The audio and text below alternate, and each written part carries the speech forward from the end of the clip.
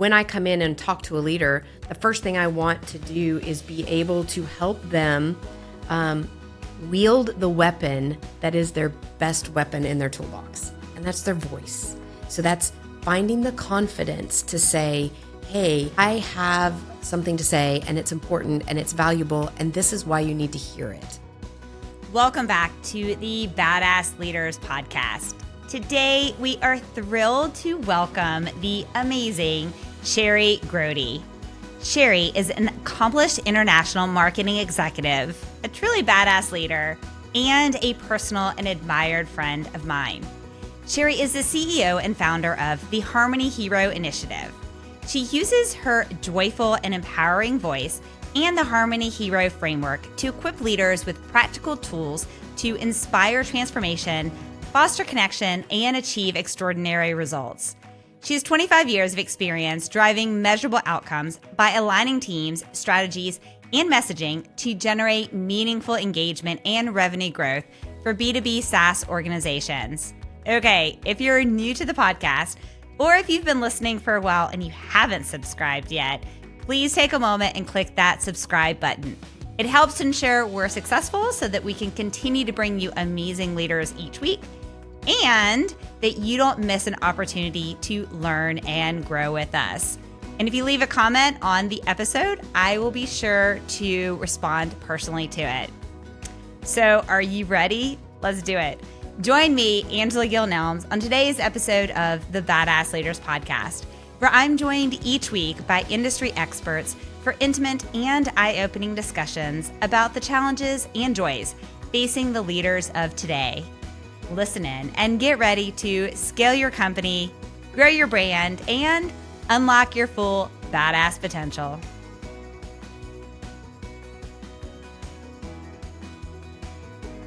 Okay, well, Sherry, Hi. Welcome to the Badass Leaders Podcast. I'm so glad to be here. Thank you for having me. Yeah, we're super stoked. Okay, so I have this problem. First off, the listeners have heard the intro. They know that we are good friends as well. And so this is extra special for me. So I'm grateful that you made your trek to AGN Studios in downtown Atlanta on a Monday through traffic. So that's pretty special. It is. And I saw parts of Atlanta I have never been to before. So it was fantastic. Oh, that's amazing. It's a journey. Okay, we're going to continue the journey. Why don't you kick us off by telling us about yourself and why you're here today? Awesome. So my name is Sherry Grote, as you guys already know, but I am an experienced revenue-driven marketer, and I was raised in marketing communications, and as I evolved in my career, I became what I have considered a revenue marketer. And what I've learned is that there's a real importance for marketers to be able to not only use words, use colors, be able to convey messages, but they also need to be able to use the data that comes from data analytics and being a data-driven marketer and using all of those tools to tell the story of the success.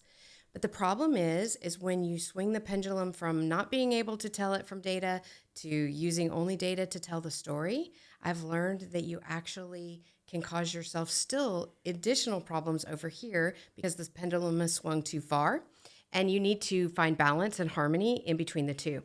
So you have to be able to not only use your words, use your colors, use your people skills, use your political skills to communicate your message, but you need to have the data that backs it up. But the data alone will not save you when it comes to dealing with board members, with executives, with your teammates, with your peers and colleagues. And so that's why I've created the Harmony Hero Initiative to be able to help marketers and HR people who have a seat at the table actually use their voice to be heard at the table. Okay, so this is like marketing from every realm of the company, basically, is what you're starting at. Okay, let's dig in. First off, let's roll back a little bit and let's find out who Sherry is as a human being. So tell us a little bit about you outside of marketing. Outside of marketing, I'm a mom to two of the most amazing toe-headed children on the planet. They are 19 and 21, both in college. One's a business major and one is going to be a commercial pilot. So that's fantastic and fun, and we're learning all kinds of things about that. I'm also a full-time caregiver to my husband, who is a walking, talking miracle. He had a brainstem stroke at the age of 43. And so that's brought its own challenges with career, with caregiving, with learning to, one of my favorite phrases is dead EMTs don't do anybody any good. So part of being a Harmony hero is learning to take care of yourself so that you can continue to care for those that you take care of on a regular basis, whether that's your kids, your family, your teammates, your people at work, whatever. And I am a licensed pastor. It's not something that I talk about a lot with everybody, but it is a huge part of my life. Faith is a huge part of my journey, and a lot of the roller coasters that I've dealt with in life, I don't know how I would have done them without my faith. So that's a huge part of my life too. Okay, I love this because I do recall you at one point telling me that you're a licensed pastor.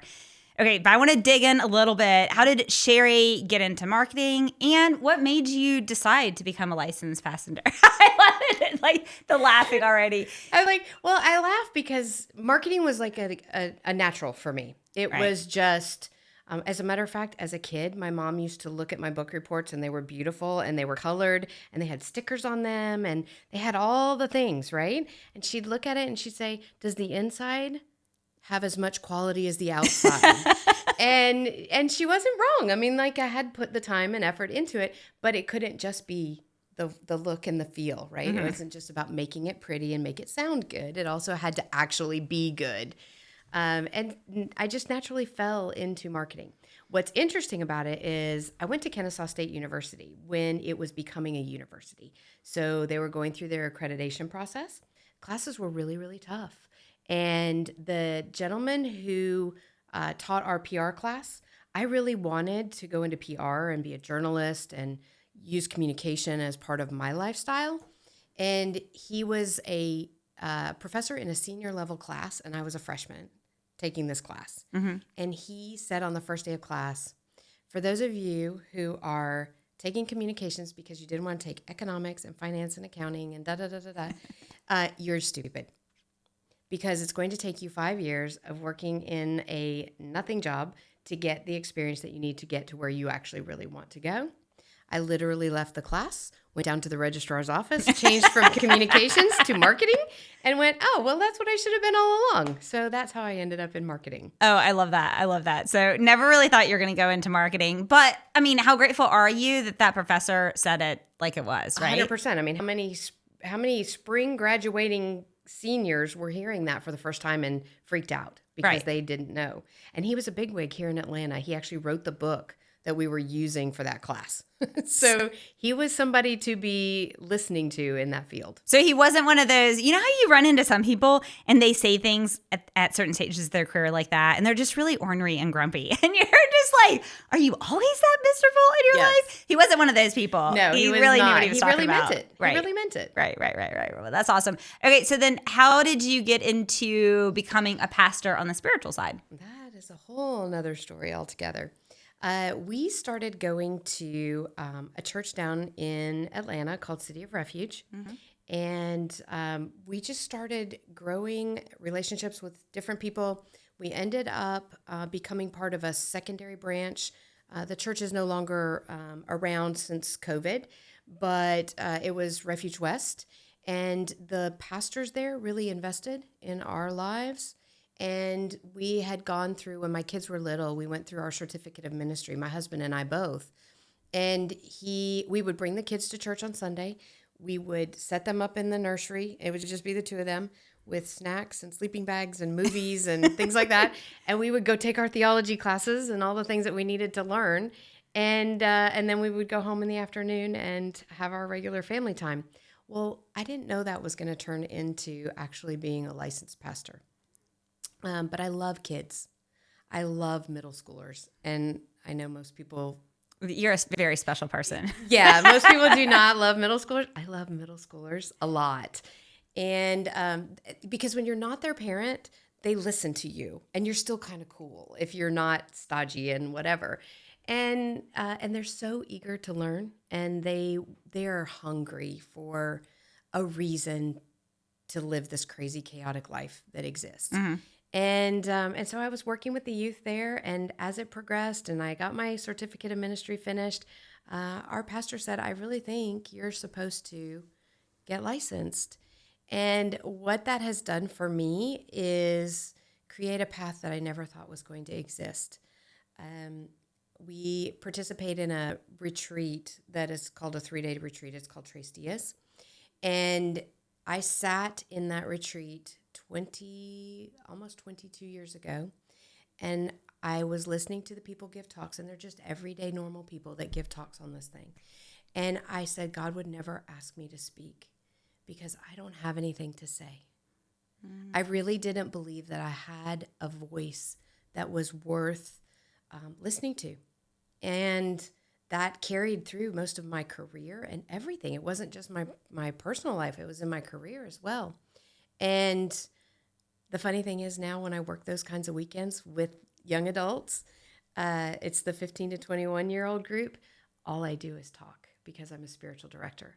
So don't tell God what you're not going to do. Right. Or what you're exactly. not capable of, because he's just going to laugh and he's going to say, ha, watch this.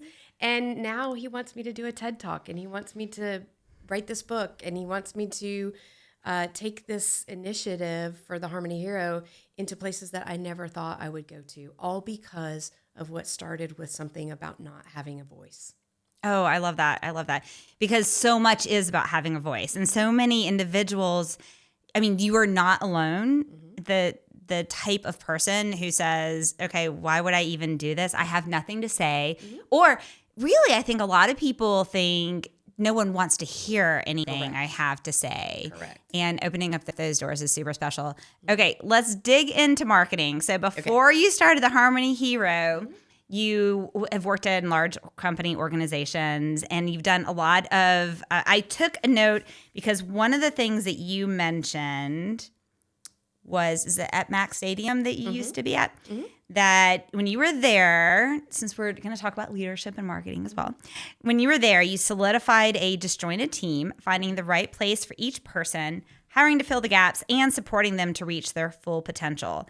So a couple of questions we had is, can you describe to the listeners what your perspective on a disjointed team is? Absolutely. So in that particular circumstance, there had been a lot of change, a lot of leadership changes. There still are to this day, actually. And that team, they had no vision. They had no idea what their roles were individually. They crossed over each other all the time, and they weren't doing things that they loved doing. And so therefore they were just doing stuff. That's the nice way of saying it. They were just doing stuff. It wasn't necessarily effective. It wasn't what they were passionate about. It wasn't what they wanted to do with their life. Nobody was mentoring them or growing them. And I really believed when I entered the organization that they were quitting. And they were. Like, that was the path. Everybody was getting ready to quit. Which I think is at a lot of organizations, right? To be able to identify the individuals who are not engaged, who aren't really passionate about whatever their goals are, that is an early indicator of someone who is absolutely not going to be there for very long. That's so, right. Yeah. And so when I came in, and I haven't done this at just one company, I've actually done it at 5.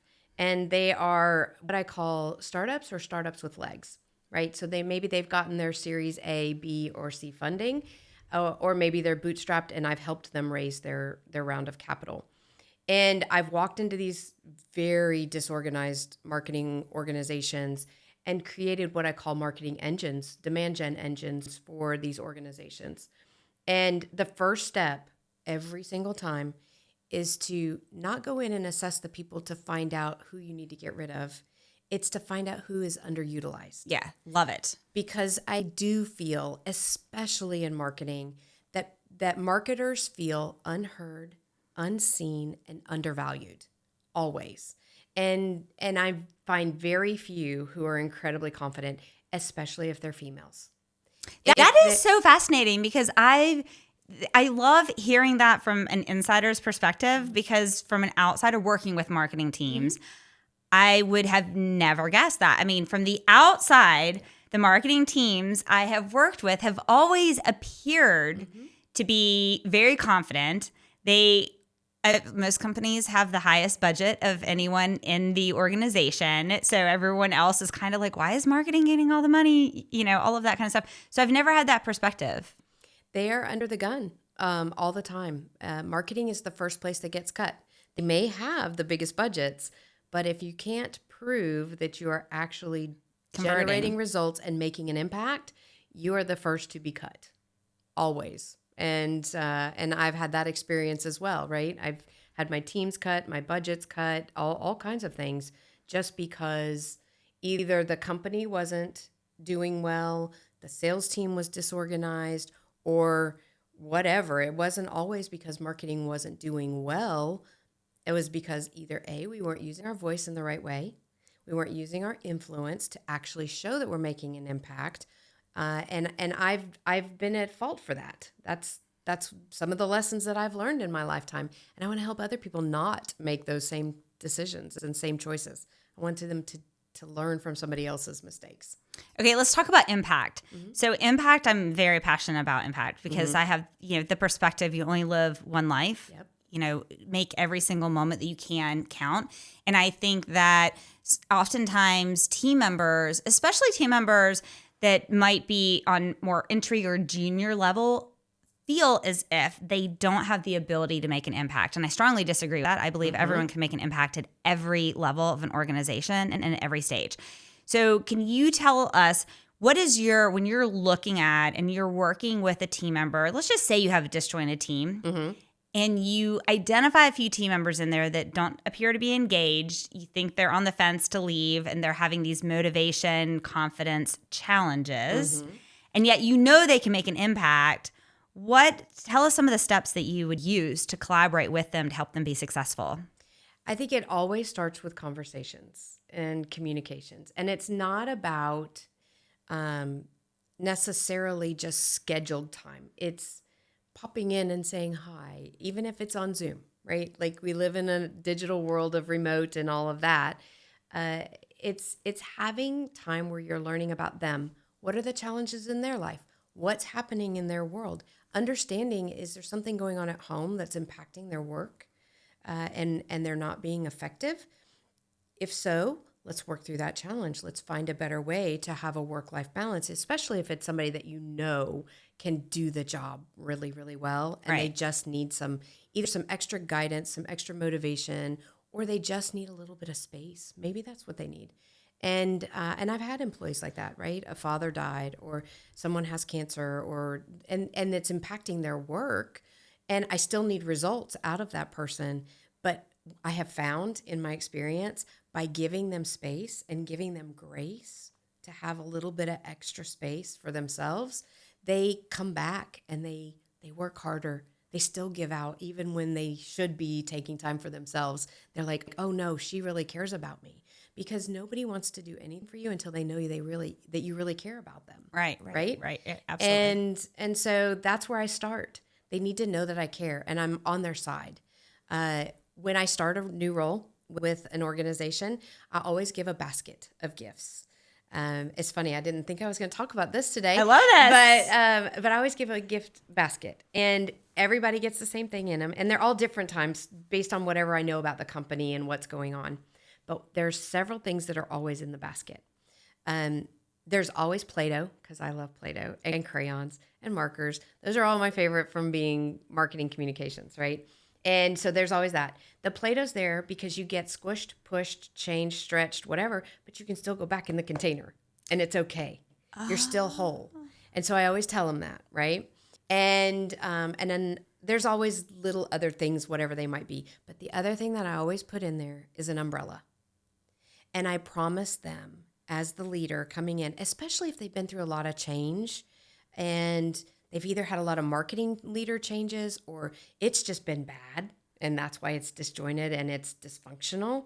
I come in and I say, I am got you covered. Like, I will take the heat for whatever's coming on down the pike, right? And I'm going to deflect it off of you.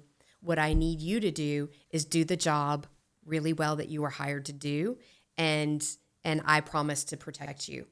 Leave the rest to me. Exactly. And I think that's part of being a good leader. That's part of being a badass leader, frankly. Yeah, totally. And if you don't do that, you don't protect your team, and they don't have psychological safety in their space, they're not going to give you 120%. And in today's world where people are cutting people out of companies left and right, and people are having to wear more hats, and they need to have better focus and better organization and better skills and wear these and be a Jill of all trades, they need to have psychological safety in order to do that and do it well. Yeah, I love that. So any funny stories about giving that gift basket to someone and then being like, did I come back to like elementary school, or why am I getting Play-Doh? Every single person. I mean, I've mailed them to some people because they especially nowadays. Yeah, in the remote world. I have had every single one of them send me a note. Every single one of them. It's the coolest gift ever. That was so cool. Yeah. And it wasn't, and so that's why I kept doing it, right? Because the first time, and it worked and I even had a guy on the team that I thought, oh, he's going to think this is cheesy and corny or whatever. Right. And no, they loved it. And they walked away feeling like they had a leader that they might be able to still stick it out with, even though the organization was dysfunctional prior to that. So I love the idea. I mean, the Play-Doh really stands out to me as something so unique. And I love the idea of having that like on your desk and just seeing at all times is a constant reminder. I'm a big believer in some tokens and stuff like that as constant reminders of things. So that was fascinating. Now, where did you come up with this idea? Did you have a leader do something similar? No, you just came out amazing because you're in marketing. This makes sense. It's just, well, you take my all faith, the great ideas. You take my faith, and you take my personality, and you take my skill sets and put them all together, and God just gives good ideas. He gives the best ideas, frankly. Yeah, so that was one of the questions that I had next was, that you've driven a desire to make a meaningful impact and foster growth wherever you go. I think when you look back at your life, what do you think set or created that mindset in you to have this as kind of the legacy that you want? Mm-hmm. So I think there's probably a couple of major stories that come into, part of your origin story of who you are and who you become and whatever. I remember having a conversation with my dad. My parents were divorced when I was young, and I was 13, and I just wanted to spend time with him. I literally just wanted to go out and have pizza with my dad, right? And, he had a new family. He was trying to engage with the family, trying to bring us all together, and said, no, we need to do things as a family. And I didn't understand that at 13, and I got really upset, and I was crying, and I just got really mad. And he finally said the thing that broke the straw for me and changed a lot in my lifetime. He said, we'll discuss this when you're rational. And I said, okay, well, then I guess we won't discuss it at all. And I slammed the phone down as hard as I could. Like, I didn't even know I could slam something that hard. When you think about it, no offense, but are 13-year-olds really typically rational? Not really. Not really. I don't think so. And I was pretty upset, and I never got upset. See, I was a peacekeeper. That's who I was. And peacekeeping is not the same as peacemaking. Yes, agreed. And that is where I birthed the concept and idea of powerful peacemaking. It went all back to that moment because for the first time in my life, the very first time I ever said, I don't really care what anybody else thinks or what anybody else wants. I'm not happy with this result, and I don't care if I'm making you happy or not. And not that that was necessarily the right thing. And again, I now as an adult have a lot of compassion for my dad and the circumstance. He wasn't trying to do anything wrong. He was doing the best he could. And yet I learned that you don't have to make everybody happy to actually make peace. Absolutely. And that's where the Harmony Hero got birthed. Yeah. Okay. So let's talk about the Harmony Hero initiative framework. So it's the Harmony Hero framework. And so it started in your early years when you finally, actually, I think 13 is really young to realize that you don't have to agree with everyone. You don't have to make everyone happy. I think the world would be a better place if most of us figured that out at 13, quite frankly. I know I did not figure that out at 13. I think I was in my 30s before I figured that out. So So when you think back at that and you look at, because I think when you've talked a little bit about the Harmony Hero framework, it is a culmination of your 25 years of experience building phenomenal teams, collaborating, having failures in certain areas, and identifying some of these things. So can you walk us through, first off, what the framework is and kind of why you chose some of those pieces to be in the framework? Yeah, absolutely. So, born out of a desire, right, to build a group of powerful peacemakers, because that's part of the problem, right? Is we have conflict in this world and it is chaotic. And I don't want to be the only one. I did figure out that that is the 5% that makes me different. So I know I am a harmony hero. And it's part of what has made me successful, even in the failures, right? And finding that balance and learning how to be emotionally intelligent, how to foster alignment in an organization, how to be resilient when things don't go your way, right?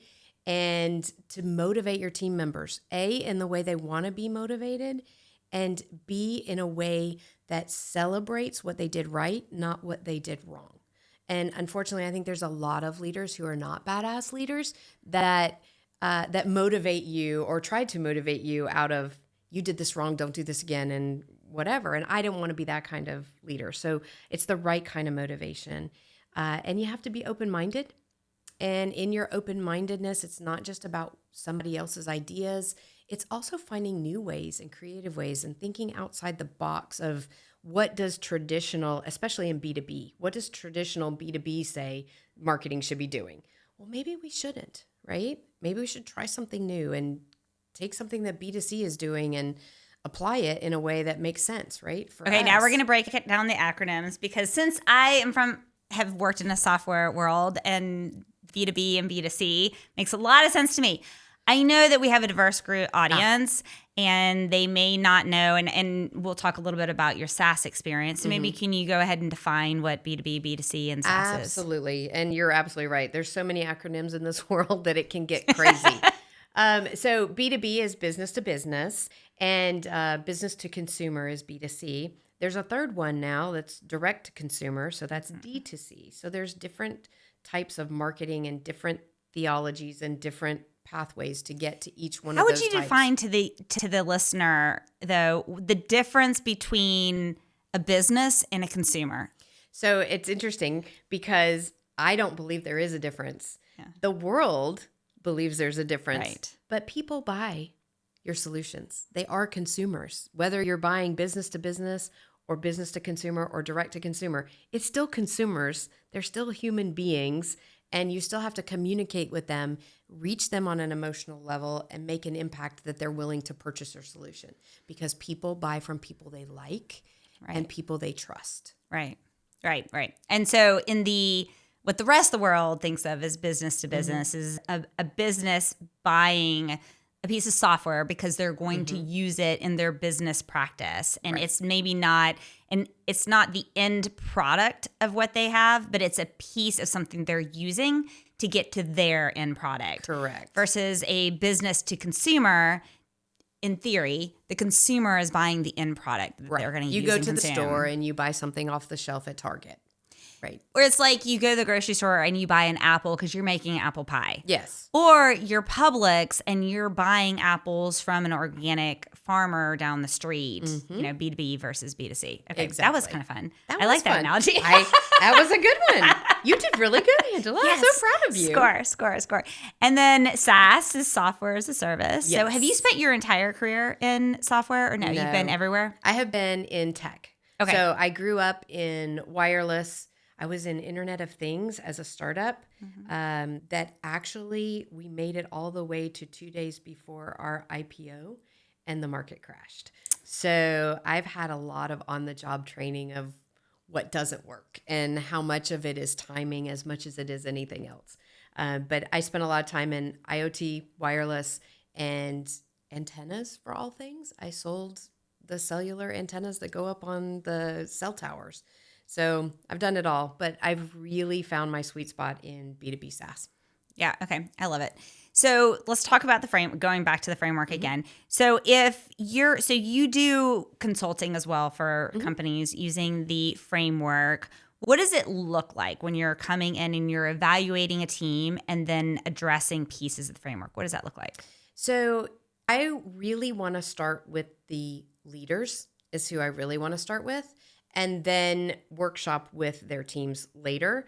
Because if you don't start with the leader, you don't make any changes. Right. You have to get that buy-in. You need that buy-in. And that leader, I believe where I can help the most right now is marketing, because I've lived that life. I've sat in that seat. I know what it feels like when you feel marginalized, unseen, and unheard.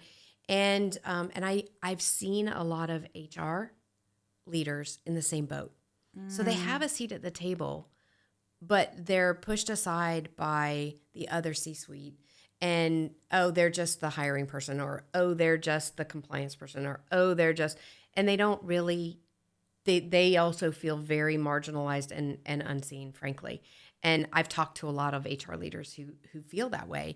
And so when I come in and talk to a leader, the first thing I want to do is be able to help them wield the weapon that is their best weapon in their toolbox, and that's their voice. So that's finding the confidence to say, hey, I have something to say, and it's important, and it's valuable, and this is why you need to hear it. But in order to use your voice in an appropriate way, you need to use that harmony framework. So you need to have an EQ that is very high, that's listening to what somebody else needs. So, and define what EQ is. Oh, that's right. Oh, yes. Emotional intelligence. So that's all about listening to other people, finding out what it is that they need and how you can actually help them. Because once you help them, they're more than likely going to help you. And you build trust when you have better emotional intelligence. So that's why that's always the first part of the framework.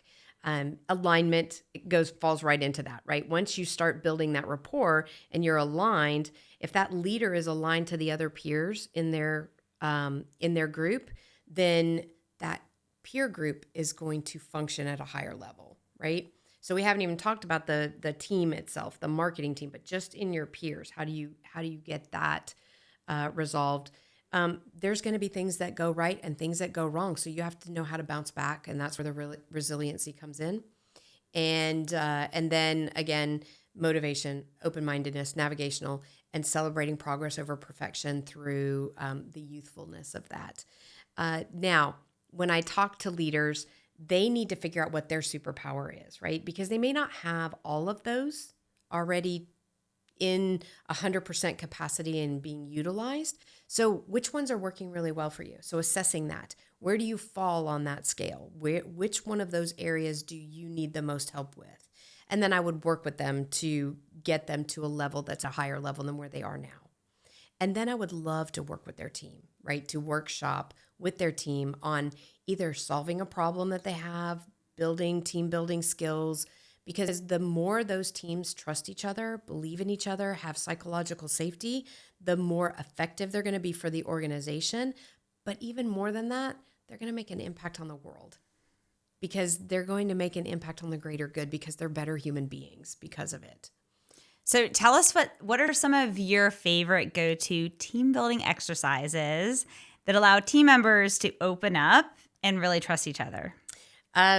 So one of my favorite ones that I used, and I've used it in most of the workshops that I've done with my own teams, and it's the spaghetti marshmallow challenge. Oh my gosh, I do not know. You don't know this one? Oh, No. This is awesome. So you give them all the same number of pieces of thin spaghetti. Uncooked or cooked? Uncooked. Okay. And then you give them a marshmallow, and the team that builds the tallest structure that stands wins. Oh, wow. And they get really creative. Now, I've used this in youth groups. I've used it in my marketing teams. I've used it at SKS. So are they putting the Sales marshmallow on the top?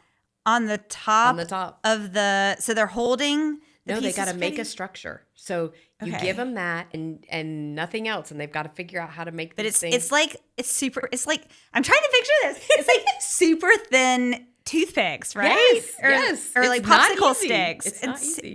And so that everyone has one, and they could do maybe a teepee and put. So do they get one marshmallow? They get one marshmallow, and I don't remember. You can vary the number of I have to Google noodles this. for this. It's great. You definitely need to Google it, and it's a wonderful thing to try with your team, especially since you have a new team and a new scenario. So I would highly recommend it. It's fun.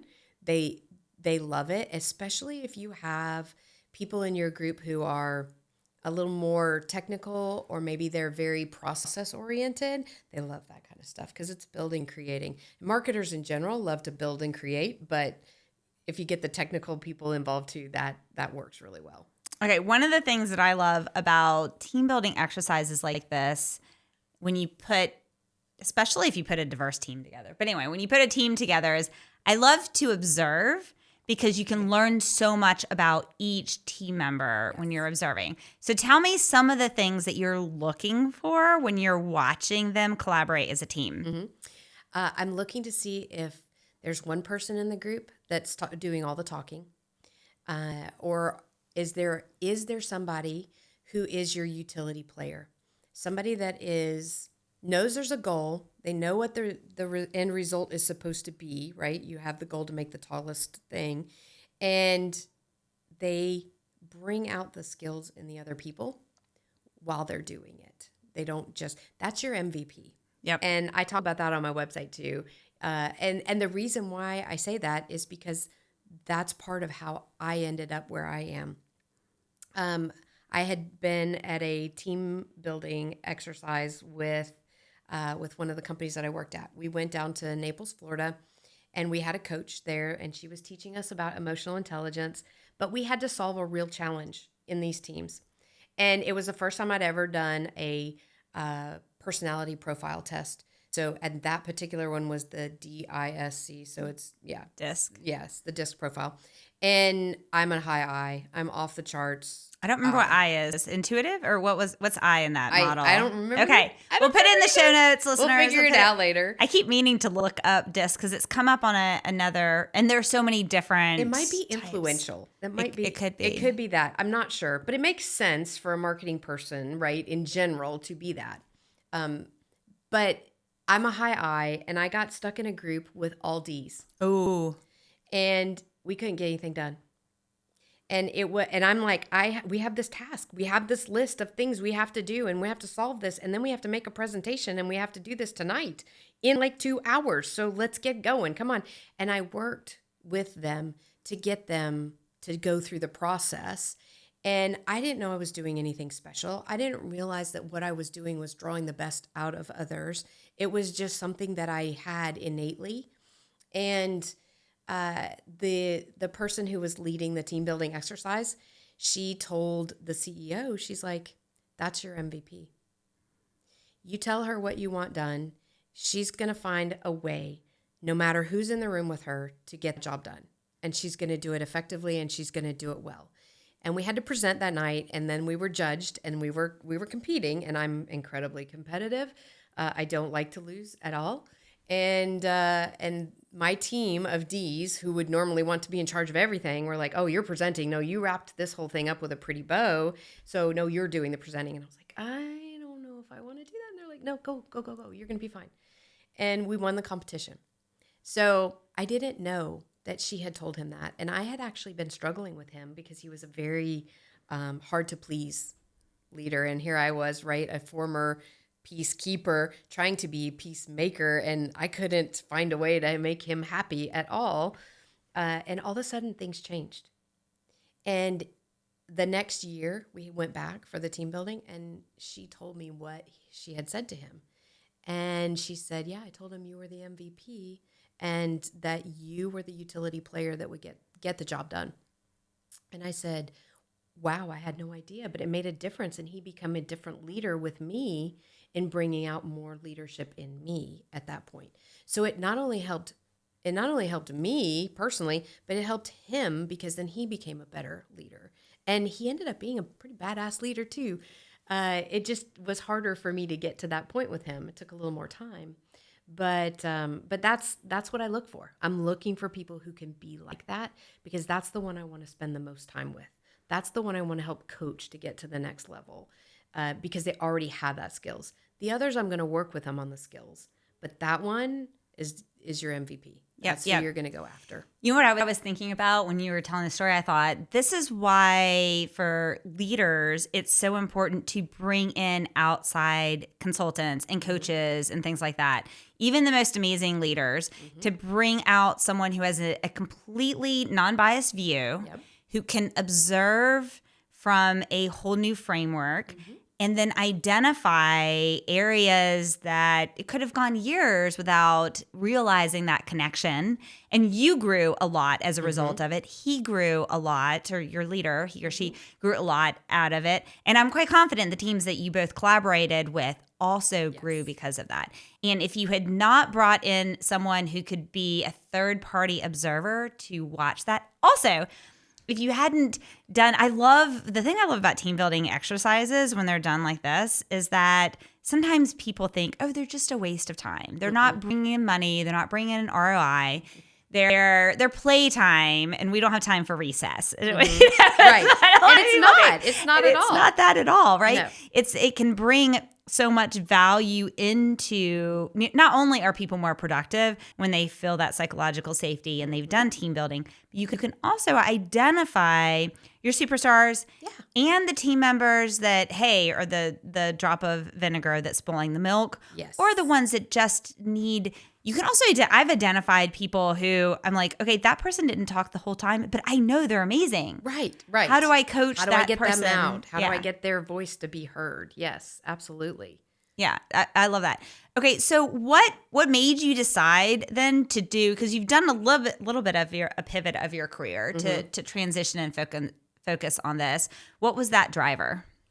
I think it was finally the last straw of, I don't want to have to answer to someone else all the time about what is good and what is not good, or what is effective and what is not effective.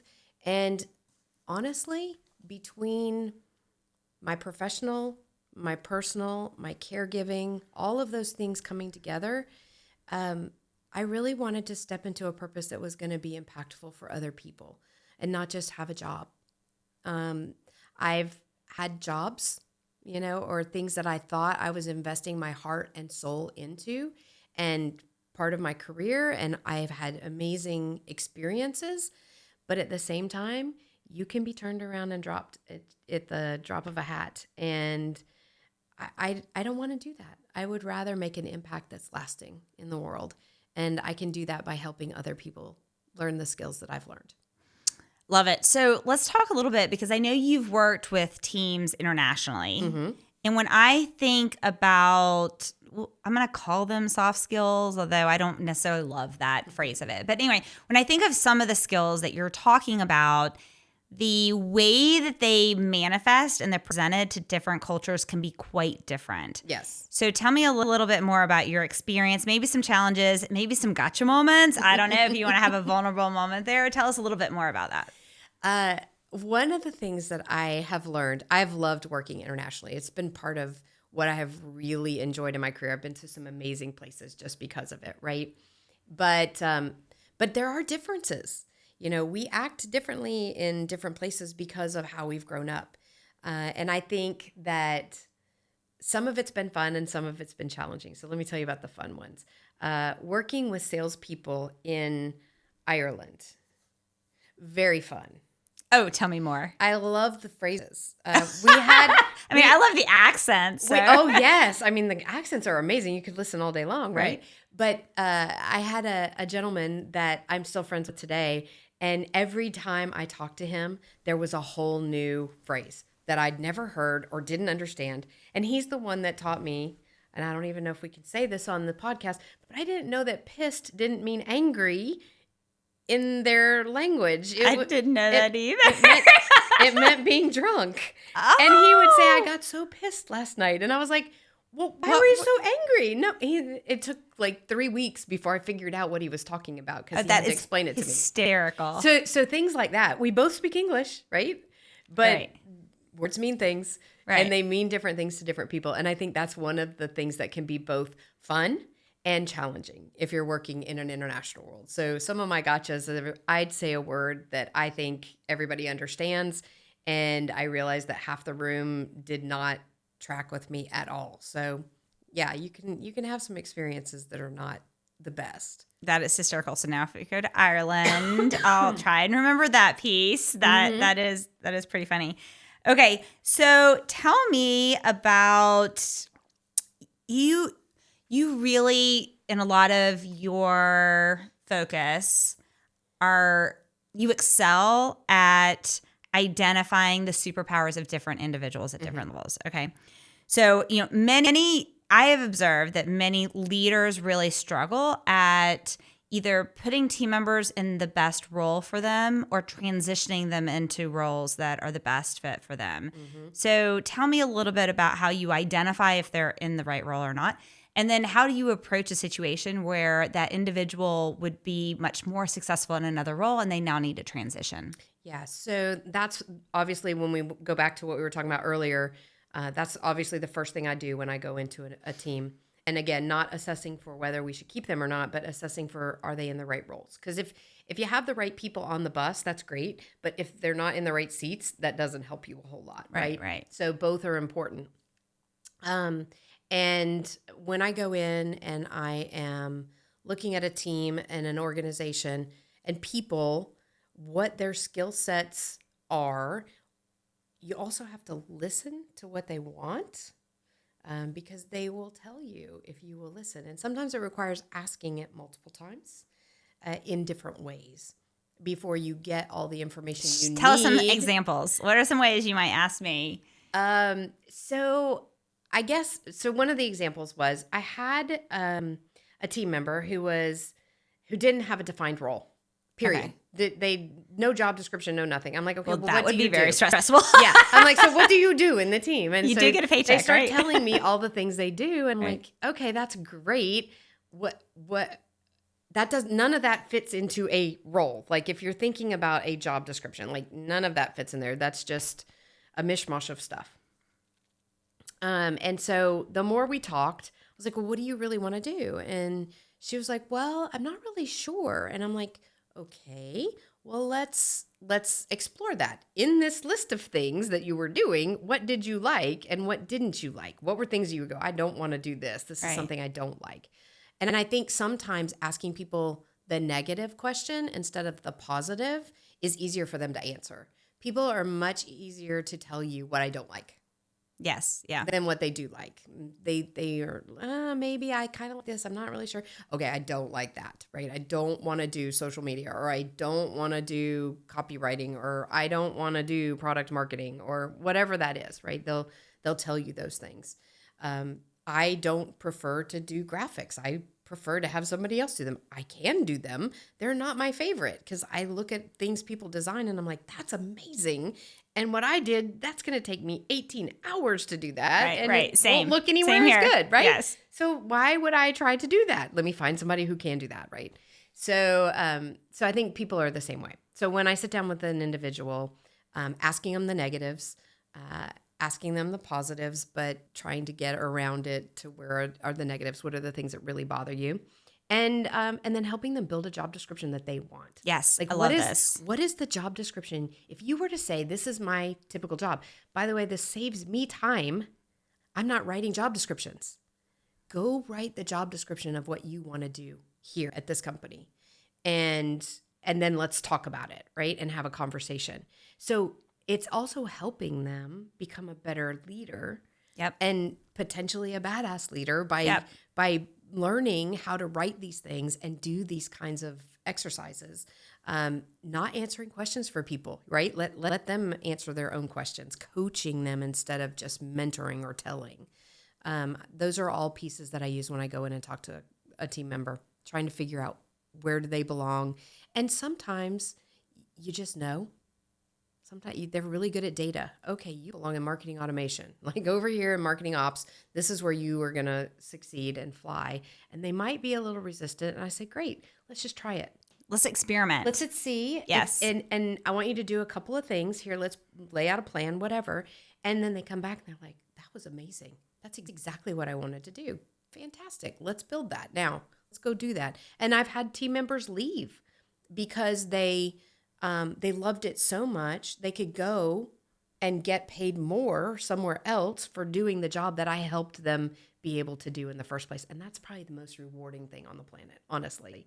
I don't get frustrated when good people leave like that, when they're running towards something.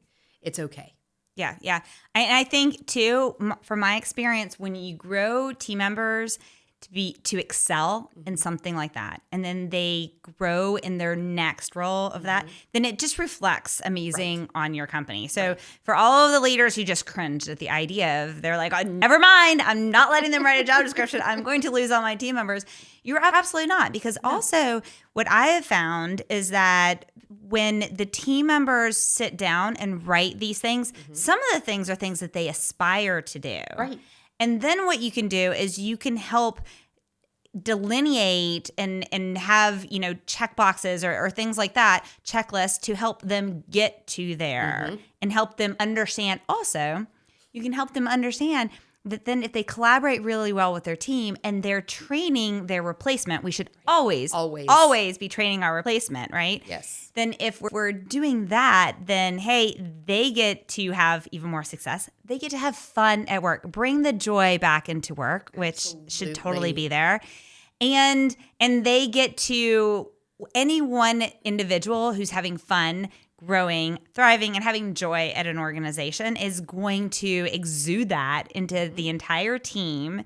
The team is going to become closer. The organization is going to be way more successful. Exactly. And those are ROI bottom line numbers that, quite frankly, are very cheap to accomplish because really all you're doing is empowering them to set their job up for success. Absolutely. I couldn't have said it better. That was perfect. Yay. Okay. So is there anything you really hoped we would cover today that we haven't covered? I think, honestly, we've gone the full gamut of all the things, but I want to just remind your listeners and even myself a little bit about the fact that as we grow and as we learn, that you can pivot and you can change and you can evolve. And what I want to do is really help leaders rise from a whisper to being a warrior by orchestrating their harmony everywhere that they go so that they can actually make an impact on the world around them for the greater good by using their influence. I love this. Okay. So it's time for favorite motivational quote. Okay. So did you bring your favorite motivational quote for today? I did bring my favorite motivational quote. And it is one of my favorites, because I love this leader. Frankly, I think he did a lot for us during his time as a president. It's from Ronald Reagan. And as a powerful peacemaker and believer in all of that, he said, peace is not the absence of conflict. It is the ability to handle conflict by peaceful means. And that's what true, powerful peacemaking is. I love it. And I almost forgot, tell the listeners how they can find you and learn more about you. I am on all the social platforms. I am on LinkedIn and Instagram and Facebook. And I'm also building my website. So it is there, but I'm still making tweaks. It's theharmonyhero.com. Awesome. Well, thank you so much for bringing the badass in this podcast today. We're really grateful. Thank you so much, Angela. This was great. Awesome. Thanks for joining me for today's episode of the Badass Leaders Podcast. To hear more interviews with industry experts and learn how to grow your career and leadership potential, be sure to like, subscribe, and turn on notifications to ensure you do not miss future episodes. This podcast is a production of the AGN Group. To learn more about the AGN Group, visit our website at theagnGroup.com. There, you can discover more about our services, which include hosting workshops, management consulting, brand strategy, keynote speaking, and more. Follow us on all social media channels shown on the screen and displayed in the show notes. And until next week, be brave and be badass.